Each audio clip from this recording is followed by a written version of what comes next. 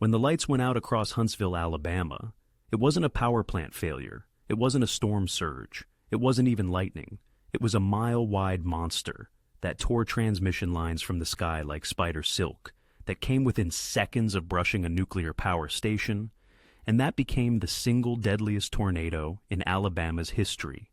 This is April 27th, 2011, the day a quiet town named Hackleburg met an EF5, and nothing would ever be the same.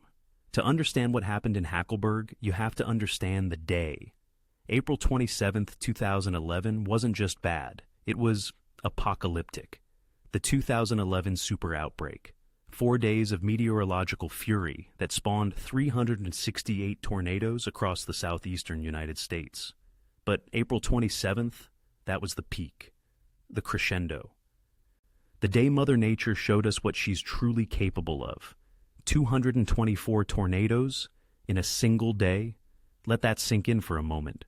224. And among those, 4 EF5 tornadoes, the highest rating on the enhanced Fujita scale, winds over 200 miles per hour, damage so complete that even trained engineers struggle to find words. Alabama took the worst of it. 62 tornadoes in just 18 hours. Communities that had stood for generations, erased in minutes. But one tornado stood apart from all the others. One track of destruction that meteorologists still study today, that survivors still can't fully process, and that redrew the map of what we thought a tornado could do. This is that story. The thing is, April 27th didn't start with the Hackleberg tornado. It started at dawn. A squall line, a massive line of severe thunderstorms, tore through northern and central Alabama in the early morning hours. 19 tornadoes before most people even had their coffee. Trees down, power lines snapped.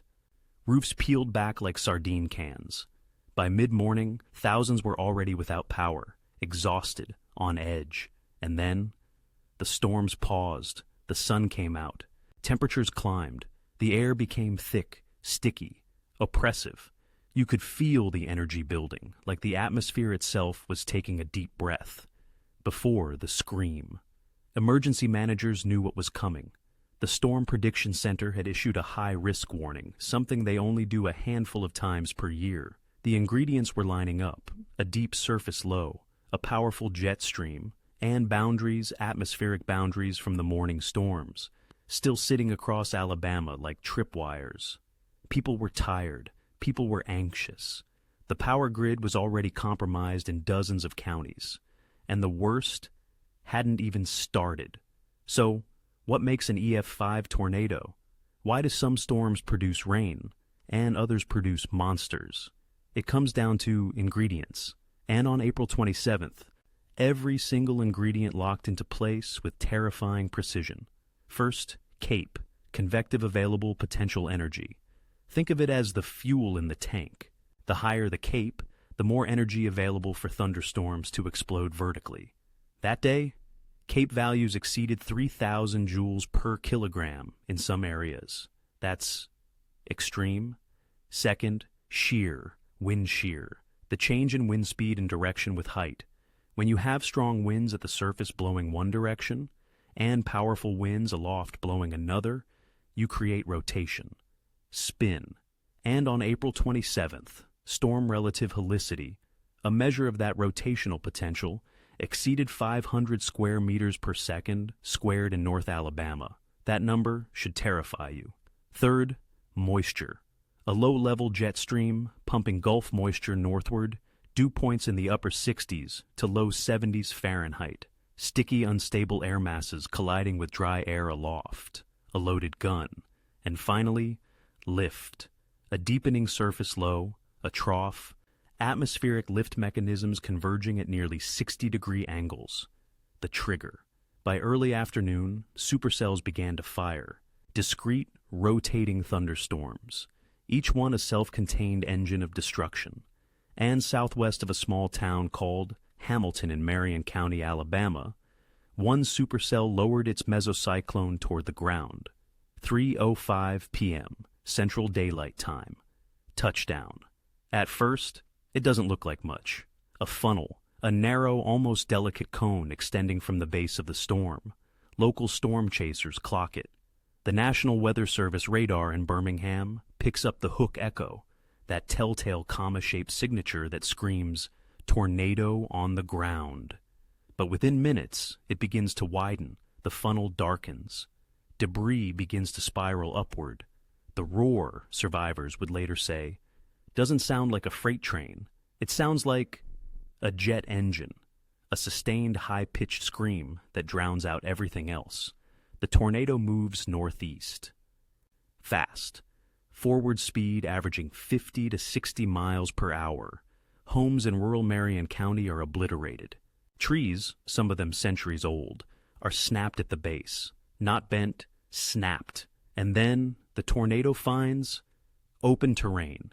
It widens further.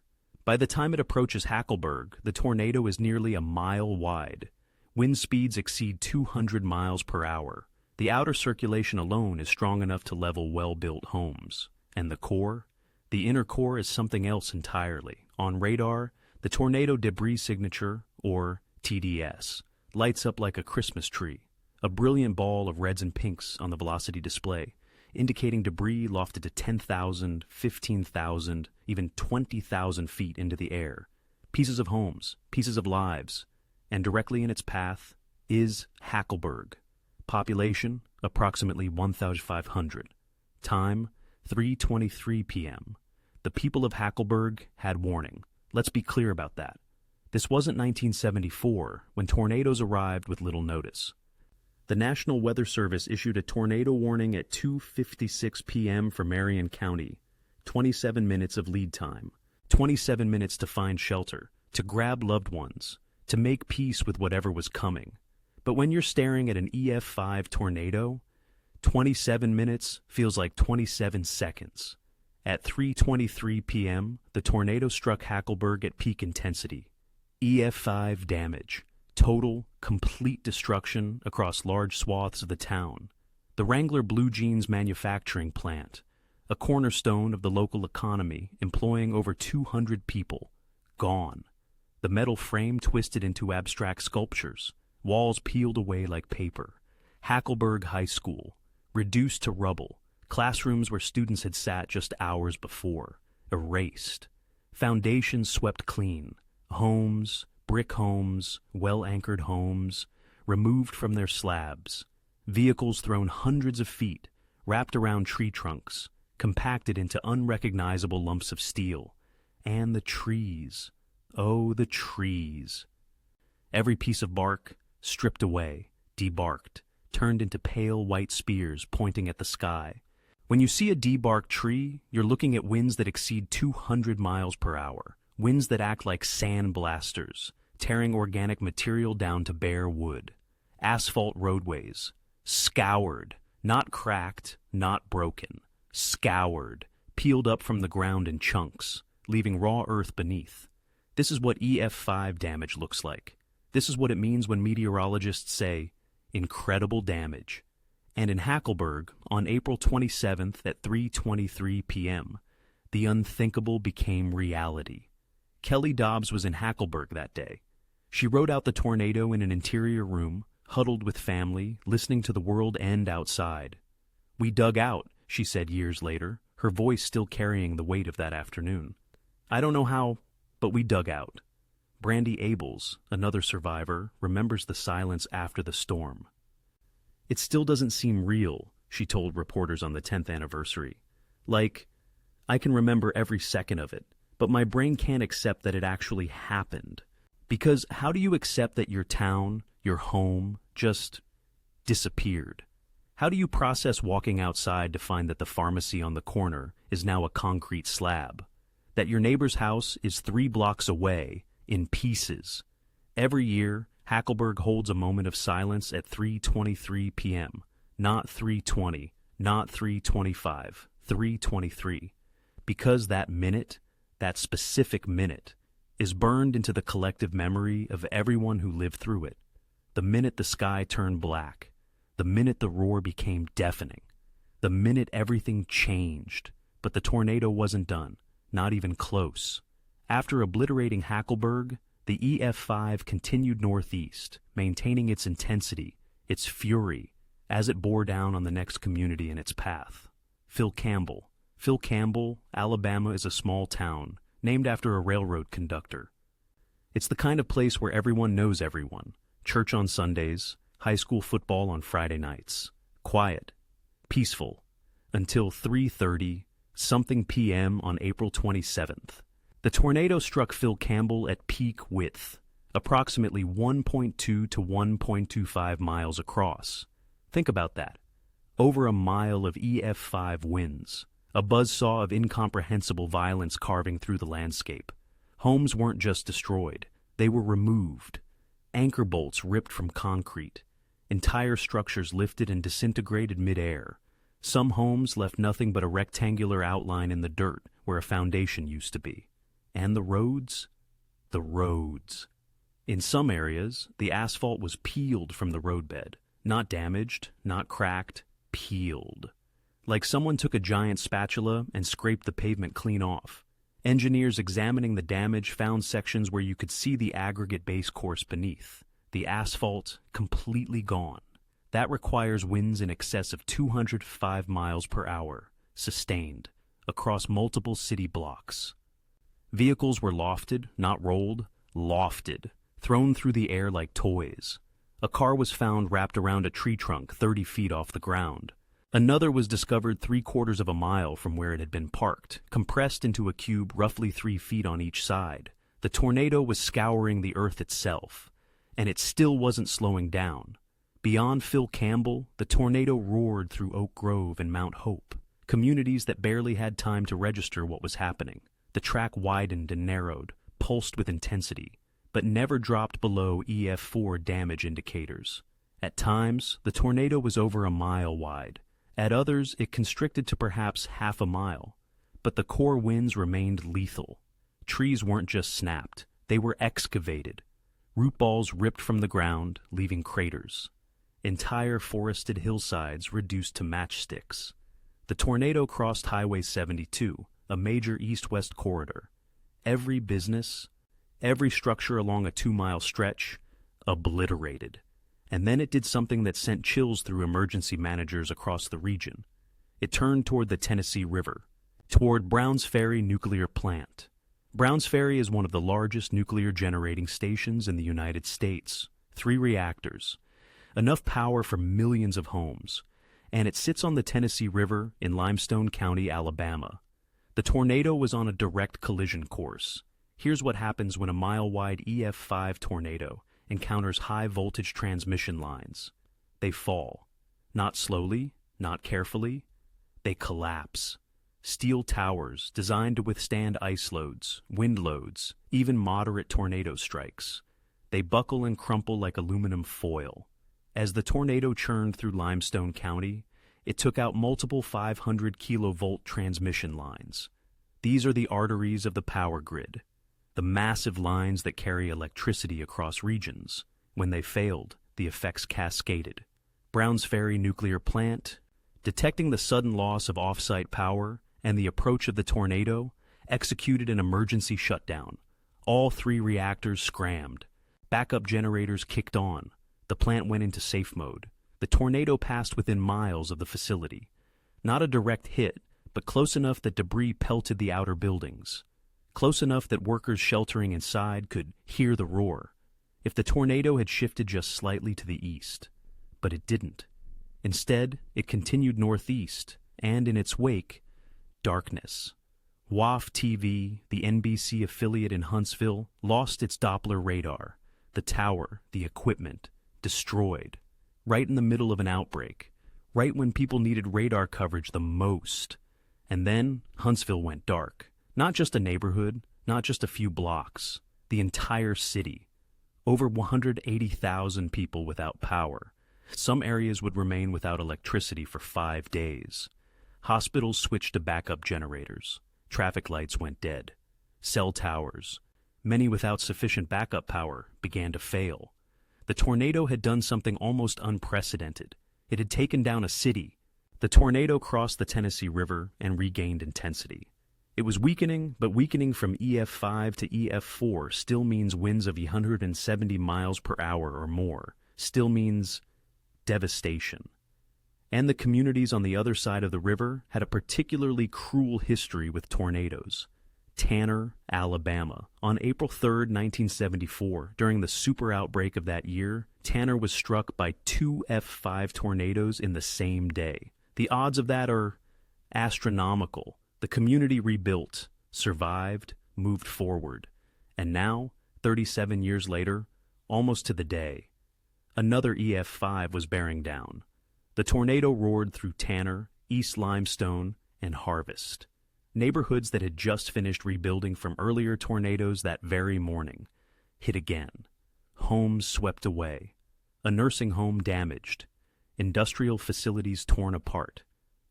Survivors described a sound like a continuous explosion, not a rumble. An explosion that wouldn't stop. Windows imploding.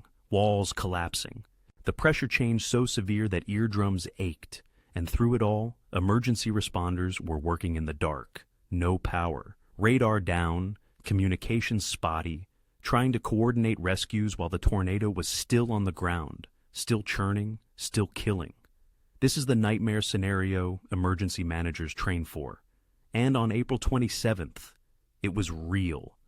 At some point, you have to ask the question, how long can a tornado stay on the ground? Most tornadoes last minutes, 5 minutes, 10 minutes. Even strong tornadoes, EF3s and EF4s, rarely exceed 20 or 30 minutes before they rope out, dissipate, cycle into something new. The dynamics are complex. The mesocyclone needs constant feeding. The rear flank downdraft has to maintain the right balance. The environmental conditions have to hold. Usually, they don't. Usually, something breaks down. The storm ingests too much cold air. It outruns its moisture source. It encounters terrain that disrupts the circulation. But this tornado stayed on the ground for nearly 2 hours. 1 hour, and 45 minutes, from 3:05 p.m. near Hamilton to approximately 4:50 p.m. near the Alabama-Tennessee border. 105 minutes of sustained rotating violence. 105 minutes where a column of air, sometimes over a mile wide, maintained winds exceeding 200 miles per hour. Think about what you can do in 105 minutes. You can watch a movie. You can drive from Birmingham to Huntsville. You can cook dinner, eat it, clean up, and this tornado spent 105 minutes destroying everything in its path. The official track length from the National Weather Service, 102 miles. 102 miles. To put that in perspective, that's longer than the distance from New York City to Philadelphia. That's Boston to Hartford, Connecticut. That's a 2-hour drive on the highway at normal speeds. And this tornado covered it in less time than that, while scouring the earth, while peeling asphalt from roads, while erasing entire communities. At its forward speed, averaging 50 to 60 miles per hour, it gave people in its path mere minutes to react, from the time they heard the warning to the time it arrived. If you lived in Phil Campbell and the tornado touched down in Hackleburg, you had maybe 15 minutes. 15 minutes to decide where to shelter, 15 minutes to grab your family, 15 minutes before your entire world ended. But here's where it gets complicated, because depending on which database you look at, which analysis you read, you'll see different numbers. Some sources say 102 miles, others say 118 miles, some even claim 132 miles. So, which is it? How can experts, people who study tornadoes for a living, disagree about something as fundamental as how far a tornado traveled? The answer is fascinating and a little bit terrifying, because it reveals just how difficult it is to track these monsters in real time and how much we're still learning about them even years later. Here's what happened. As the tornado moved through Harvest and approached the Alabama-Tennessee state line, something strange showed up on radar. Or, rather, something didn't show up. The tornado debris signature disappeared, not weakened, not diminished, disappeared. For approximately 18.7 miles through southern Tennessee, through Lincoln County, There was no ground damage, no debris ball on radar, no reports of a funnel on the ground, no destroyed homes, no snapped trees, just nothing. Emergency managers in Tennessee, watching the radar, seeing this massive supercell crossing into their state, were preparing for the worst. And then, silence. The debris signature, that bright red and pink ball that had been screaming across Alabama for over an hour, vanished from the screen. Did it lift? Did the tornado rope out? Was it over? For 18.7 miles, for roughly 20 minutes. It seemed like maybe, just maybe, the nightmare was ending. And then, near Huntland, Tennessee, it reappeared. Suddenly, violent damage resumed. Trees down, twisted, debarked, structures destroyed, homes damaged. The debris signature lit up on radar once again, a brilliant ball of destruction moving northeast. So, what happened in that 18.7-mile gap? This is the question that has fascinated and frustrated meteorologists for over a decade. Did the tornado lift completely off the ground, staying aloft as a funnel but not causing surface damage? Did it weaken to the point where it wasn't producing a debris signature but technically stayed in contact with the ground? Or were these actually two separate tornadoes from the same supercell? This is where meteorology becomes detective work, where scientists have to piece together evidence like investigators at a crime scene. Researchers from the University of Alabama in Huntsville, including Dr. Kevin Knupp and his team, spent months analyzing the radar data frame by frame. They looked at the velocity couplets, the rotating signatures that indicate a tornado. They examined the debris signatures, looking for any hint of lofted material during that gap. They studied the hook echoes, the rear flank downdrafts, the storm structure. They interviewed witnesses on the ground in Tennessee, asking if anyone saw a funnel, heard a roar, noticed anything. And their conclusion? 2 tornadoes. The original Hackleburg Phil Campbell harvest tornado likely dissipated near the state line around 4:50 p.m. The circulation weakened, the debris fell out, the tornado ended. Then, after a brief gap of maybe 15 to 20 minutes, the same parent supercell, still intensely rotating, still drawing energy from the unstable atmosphere, produced a new tornado near Huntland, Tennessee. This second tornado continued for additional miles before finally dissipating. This is what scientists call a tornado family, multiple tornadoes from the same storm system, sometimes with gaps, sometimes overlapping, sometimes occurring simultaneously in different parts of the circulation. It's not uncommon. Many violent long-track tornado events are actually tornado families, not single continuous tornadoes. But here's the thing. Even if you only count the Alabama portion, even if you only count that first tornado from Hamilton to the state line, you're still looking at 102 miles of EF4 and EF5 damage. 102 miles where the tornado never weakened below violent intensity. That alone makes it one of the longest track violent tornadoes ever recorded in the United States. Potentially the longest track EF5 ever documented in Alabama. And if you include the Tennessee segment, if you consider them part of the same tornado event, the same supercell producing continuous destruction with only a brief gap, then you're looking at one of the longest-lived tornado events in history, rivaling even the legendary 1925 tri-state tornado. Either way you measure it, the numbers are staggering. Either way you count it, this was a monster. So, let's talk about what makes a tornado one of the worst. Because worst can mean different things, depending on how you measure catastrophe. Is it the deadliest, the most costly, the most intense, the longest, the widest? Is it the one that caused the most fear, the most trauma, the most long-term disruption? The Hackleburg Phil Campbell EF5 doesn't hold every single record. It's not number one in every category. The deadliest U.S. DC tornado remains the 1925 tri-state tornado, which killed 695 people across Missouri, Illinois, and Indiana. The costliest was the 2011 Joplin EF5, which struck just a month after the April 27th outbreak and caused over $2.8 billion in damage. The widest was the El Reno, Oklahoma EF3 of 2013, which reached 2.6 miles wide at its peak. But the Hackleberg tornado? It ranks near the top in almost every category. Let's go through the list. Deadliest Alabama tornado ever. 72 fatalities officially recorded by the National Weather Service, though some post-event analyses correct it to 71 due to a double-counting error where one victim was tallied in 2 different counties. 72 people, 72 families, 72 futures erased. Deadliest tornado of the entire 2011 super outbreak. And remember, that outbreak produced 358 confirmed tornadoes. 4 of them were EF5s, and this one killed more than any other. One of only 59 tornadoes ever rated EF5 or F5 since modern records began in 1950. That's 59 out of tens of thousands of tornadoes recorded over 7 decades. Less than 1% of all tornadoes ever reach EF5 intensity. This one did. Longest track EF5 in Alabama history by a significant margin. The previous longest EF5 track in the state was the 1974 Gwin tornado at about 30 miles.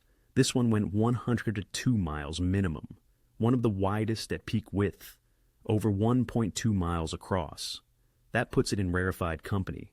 Most tornadoes, even violent ones, are measured in hundreds of yards. This was measured in miles. Direct damage estimated at $1.29 billion in 2011 dollars. Adjust that for inflation to today, over $1.7 billion. And that's just direct damage. That's structures, vehicles, infrastructure. Indirect costs, the power outage across Huntsville and surrounding areas that lasted up to 5 days, the lost productivity, the cost of emergency response from multiple states, the long-term economic impact on communities that lost major employers, incalculable. Some estimates put the total economic impact of the April 27th outbreak at over $11 billion, and the Hackleberg tornado was responsible for a significant chunk of that. And here's a metric that still gives scientists chills. Paper debris from Phil Campbell, Alabama, was recovered in Lenoir City, Tennessee, 353 kilometers away. That's 219 miles. A piece of paper, a photograph, a document from someone's home, from someone's life, picked up by the tornado, lofted to potentially 30,000 or 40,000 feet into the atmosphere, caught by the jet stream, and carried 219 miles before gently landing in a completely different state. Imagine finding a piece of someone's life in your yard, a wedding photo, a child's drawing, a tax return, and knowing it came from a town 219 miles away, a town that no longer exists. That was a record for tornado debris transport at the time, a record that stood for years until more recent tornado events have produced similar findings.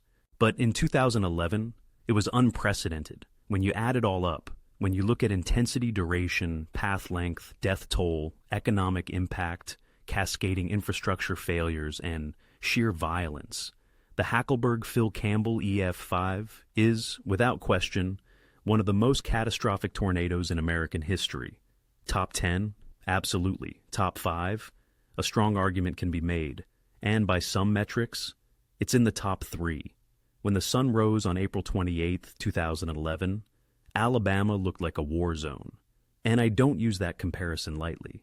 National Guard troops arriving to assist described scenes that reminded them of Iraq, of Afghanistan, entire blocks leveled, debris fields stretching for miles, the smell of natural gas and destruction hanging in the air, entire towns gone, not damaged, gone, roads blocked by debris, power lines draped across highways like deadly spider webs, trees that had stood for 200 years, reduced to splinters, and bodies.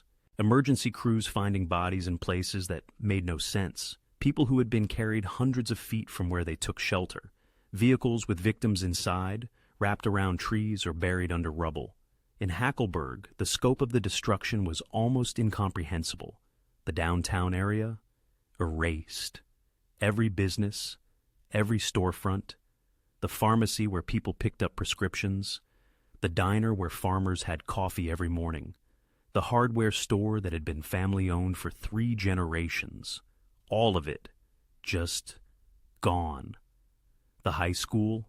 Rubble. Textbooks scattered across fields. Desks twisted into abstract sculptures. The gymnasium roof found a quarter-mile away. The Wrangler plant, which employed over 200 people, which was the economic heartbeat of this small town, demolished. The metal frame twisted like a child's toy. Production equipment, massive industrial machinery weighing tons, thrown like pebbles. But here's the thing about small towns. They don't give up. They can't give up, because where else would they go? Within days, even as residents were still searching through wreckage for keepsakes and memories, even as they were burying their dead, plans were being made to rebuild. The Alabama governor's office pledged support. FEMA arrived. Insurance adjusters by the hundreds descended on the region. But more than that, people arrived. Volunteers from across the country, church groups, relief organizations, strangers with chainsaws and work gloves and willing hands. The high school was rebuilt, not just repaired, completely rebuilt from the ground up. And this time, it was constructed with a state-of-the-art storm shelter, a reinforced concrete safe room designed to withstand EF5 winds, with space for hundreds of students and staff, because Hackleberg learned. They learned that you can't stop tornadoes, but you can survive them if you're prepared. The Wrangler plant, the company had a choice. They could close the facility, move production elsewhere, write off Hackleberg as too risky. They chose to rebuild. It took over a year, but the plant reopened. Jobs were restored. The economic engine of the town started turning again. Homes rose from empty slabs. Families moved back into neighborhoods that had been utterly erased. Streets were repaved. Utility lines were buried underground in some areas to prevent future tornado damage. Trees were replanted, thousands of them. Volunteers from environmental groups and forestry services spent months planting seedlings where ancient forests had stood. It took years, 5 years, 10 years. In some ways, the rebuilding still isn't finished. Some residents never came back. Some couldn't. The trauma, the loss, the sheer weight of what they'd experienced, too much to bear. Some moved to other states, other towns, places where the sky didn't turn green, where the sirens didn't wail. But most stayed. Most chose to rebuild, to honor those who died by living, by refusing to let a tornado, no matter how violent, erase their town from the map. And every year, on April 27th, at exactly 3:23 p.m., the entire town of Hackleburg stops. Not for a minute of silence, for the minute of silence. Sirens sound, not as a warning this time, but as a remembrance. The same sirens that wailed on that day, now wailing again to mark the moment. People bow their heads wherever they are, in the rebuilt high school, in the reopened Wrangler plant, on the streets, in their homes. Some pray, some cry, some just stand in silence, thinking about that minute when the sky turned black and the world ended. I try not to dwell on what we lost, longtime resident Barbara Millsaps said during a 10th anniversary interview, her voice still carrying the weight of that day. I'm thankful. Thankful for how we came together, how we survived, how we proved that Hackleberg is more than buildings. It's people. Phil Campbell rebuilt too. Every community along that 102-mile scar did. Tanner rebuilt. Again. For the third time in 40 years, that resilient community picked up the pieces and started over. Harvest, rebuilt. The trees grew back, though it'll be generations before the forest looks like it did before April 27th.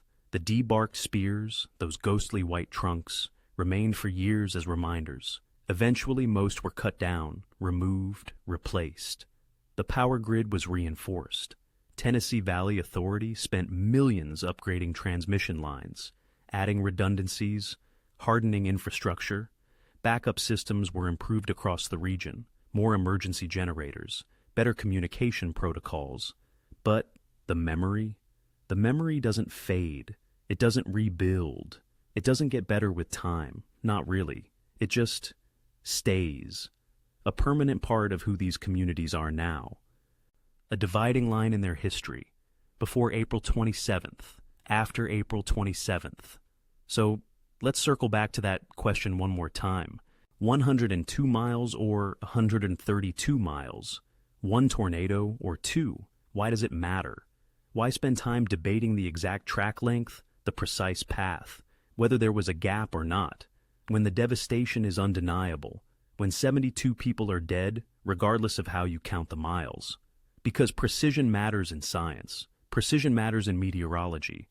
When the National Weather Service issues tornado warnings, they're based on mathematical models, on understanding storm behavior, on knowing how supercells evolve and how long tornadoes typically last. If this was one continuous tornado for 132 miles, that tells us something different about supercell longevity than if it was two tornadoes with a gap. When researchers build forecast models, when they try to predict which storms will produce violent, long-track tornadoes, they need accurate historical data. Every case study matters. Every detail helps refine the models. When engineers design buildings, when they determine wind loads for tornado shelters, when they decide what building codes should require, they look at historical tornado data, understanding whether this tornado maintained EF5 winds for 102 miles or cycled, whether it had a consistent width or pulsed. That affects how we engineer structures to survive. It helps communities understand their actual risk profile. If you live 100 miles from where a tornado touched down, do you need to worry? History says most tornadoes dissipate long before that. But this tornado proved that, under the right conditions, a single violent tornado can travel that far. That changes the equation. And here's the deeper truth.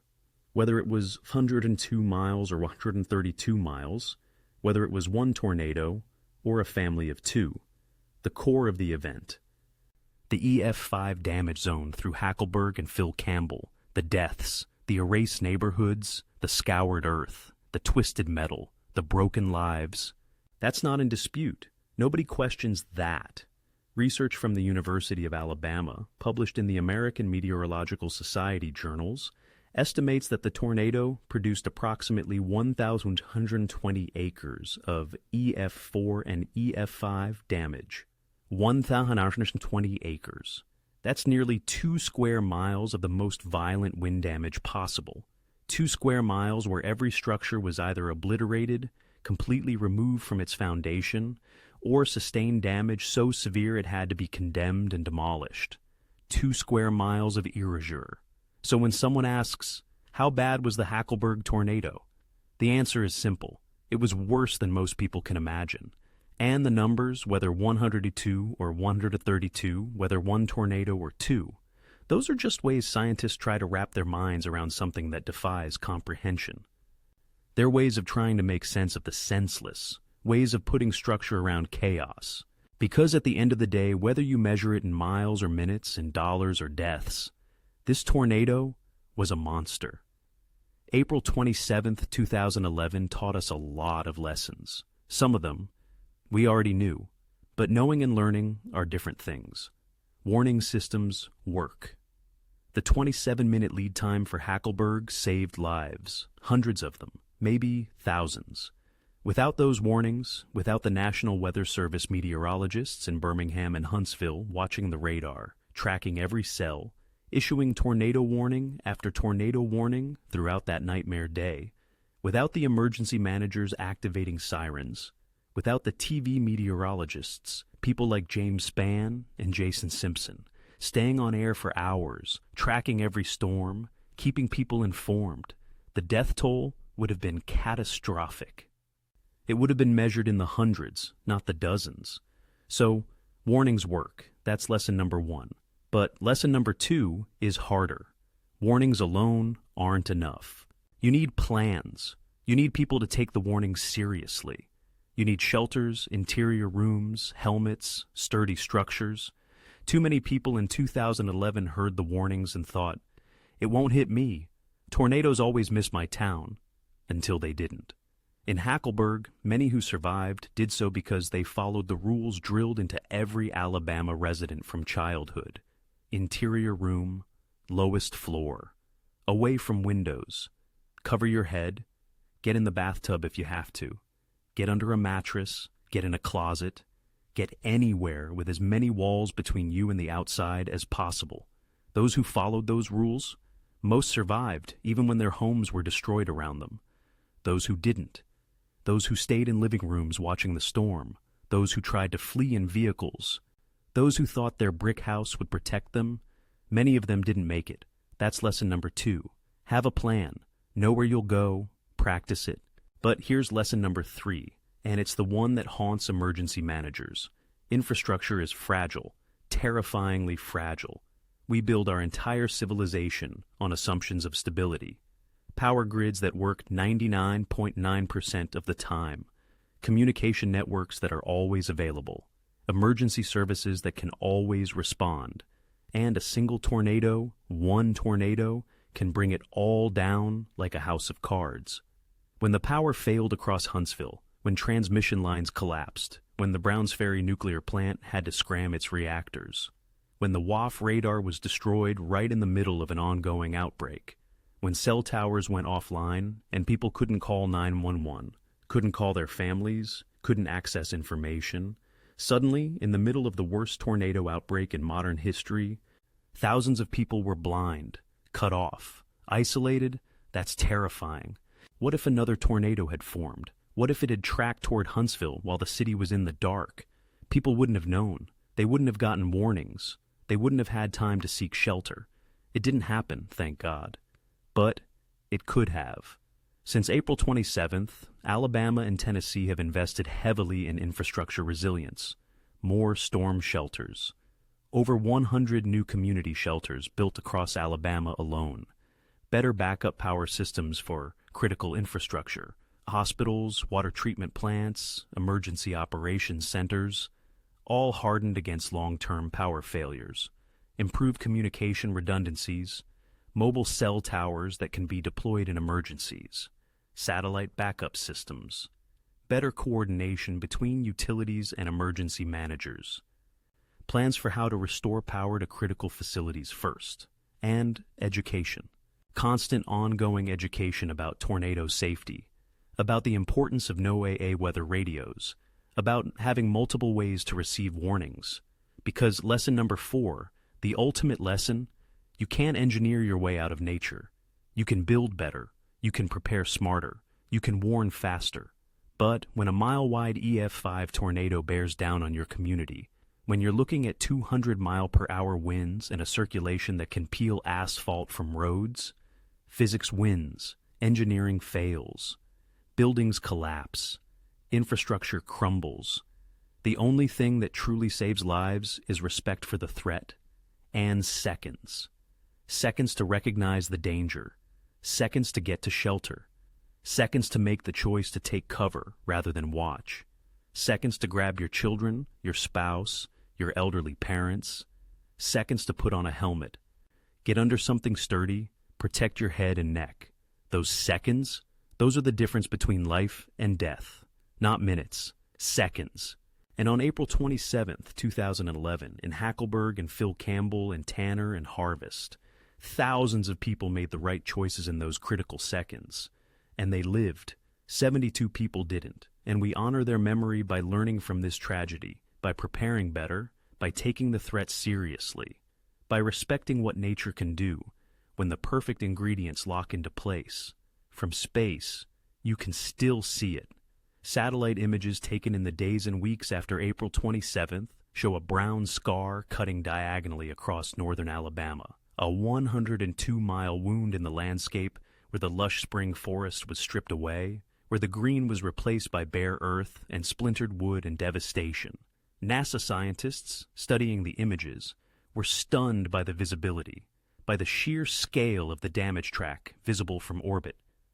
You could trace the entire path of the tornado from space, from Marion County through Franklin County, across Lawrence County, through Limestone County, and Madison County to the Tennessee border. Every twist, every turn, every place where the tornado widened or narrowed, all of it visible from space. Over time, the scar faded. Nature is resilient. The trees grew back, slowly but surely. The towns rebuilt. Life returned. But if you know where to look, if you zoom in on the right coordinates using modern satellite imagery, you can still see the shadow of that day, the places where the forest canopy never quite recovered to its pre-2011 density. The gaps in the tree line where ancient trees stood, and now only younger growth exists. The memory etched into the land itself, visible to those who know what they're looking at, and in Hackleberg, in Phil Campbell, in every community along that track. Every April 27th at 3:23 p.m., the towns go silent, not because they've forgotten, because they remember. They remember the roar that sounded like a freight train, like a jet engine, like the end of the world. They remember the darkness, the black wall that blocked out the afternoon sun. They remember the moment when the sky opened and everything changed. April 27th, 2011 gave Alabama a scar you can see from space, and a time you can hear in silence. 3:23. Not just a minute on a clock, a marker, a memorial, a reminder that when nature decides to show us what it's truly capable of, when the perfect storm forms, when an EF5 tornado carves a 102-mile path of destruction through the heart of Dixie, all we can do is hold on, make the right choices in the seconds we're given, take shelter, and survive. This was the Hackleburg Phil Campbell EF5, Alabama's deadliest tornado, the deadliest of the 2011 super outbreak. One of the most violent, longest track, most catastrophic tornadoes ever recorded in American history. A storm that blacked out an entire city, that nearly struck a nuclear power plant, that peeled asphalt from roads and bark from trees, that carried debris 219 miles, that carved a path meteorologists will study for generations, and a testament to the resilience of small towns that refuse to be erased, to the strength of communities that rebuild, to the power of warnings and seconds and choices. Remember 3:23. Remember the 72 souls who didn't make it home that day. Remember that warnings save lives, but seconds matter most. And remember that the next time the sky turns green, the next time the sirens sound, the next time that distinctive roar fills the air, nature is never bluffing. Take cover. Take it seriously. Because the difference between life and death, it's measured in seconds. Thank you for watching. Stay safe.